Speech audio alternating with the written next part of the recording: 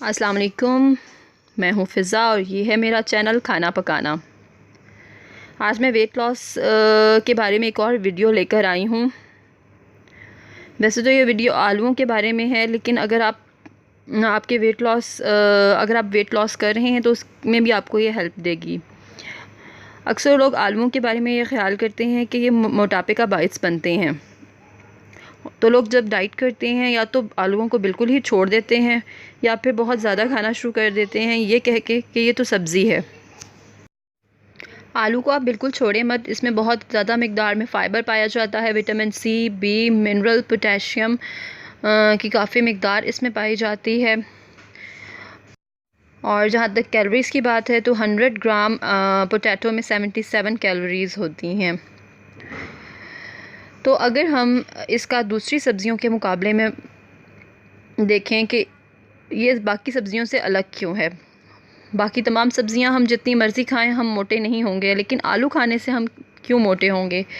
इसकी एक वजह यह है कि बाकी तमाम सब्ज़ियों में कार्बोहाइड्रेट्स की इतनी ज़्यादा मिकदार नहीं पाई जाती जितनी मिकदार आलूओं में होती है।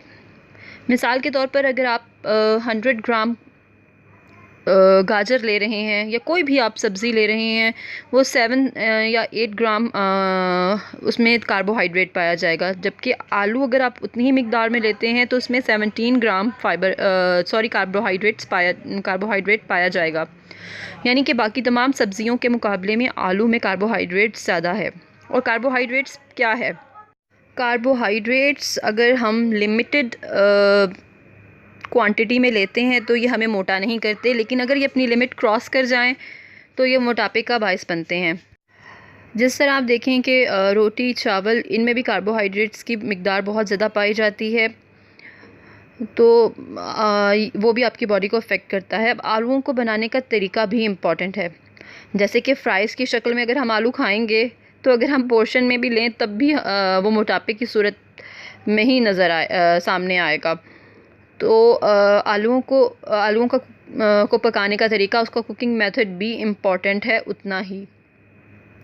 यानी कि आप आलू खाएं लेकिन पोर्शन में लें, मॉडरेशन में लें और हेल्दी वे में उसे बनाएं, तो वो आपको हरगिज़ मोटा नहीं करेंगे। आप अगर अपनी डाइट ले रहे हैं तो उसके साथ आप आलू बिल्कुल ले सकते हैं, लेकिन आलूओं को आपने ऐसे ही रखना है जैसे कि आप रोटी और चावल खा रहे हैं। या तो आप रोटी खा सकते हैं एक टाइम में, या चावल, या फिर आलू।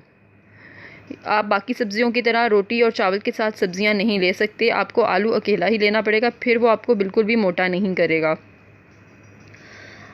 यानी ये सिर्फ कार्बोहाइड्रेट्स हैं जो आलूओं को तमाम सब्ज़ियों से अलग करते हैं।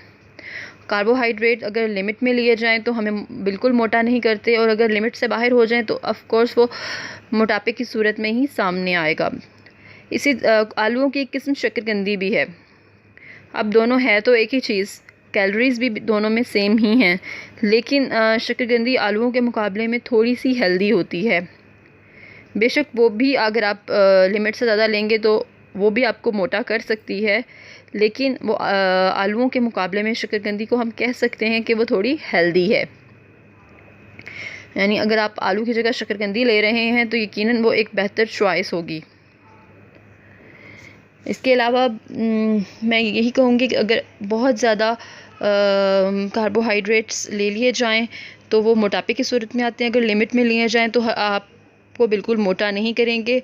सो अगर आप डाइट कर रहे हैं तो आप आलू बिल्कुल लें, लेकिन मॉडरेशन में, फिर वो कभी भी आपको मोटा नहीं करेंगे। अगर आपको मेरी वीडियो पसंद आई हो तो प्लीज़ लाइक और शेयर कीजिएगा।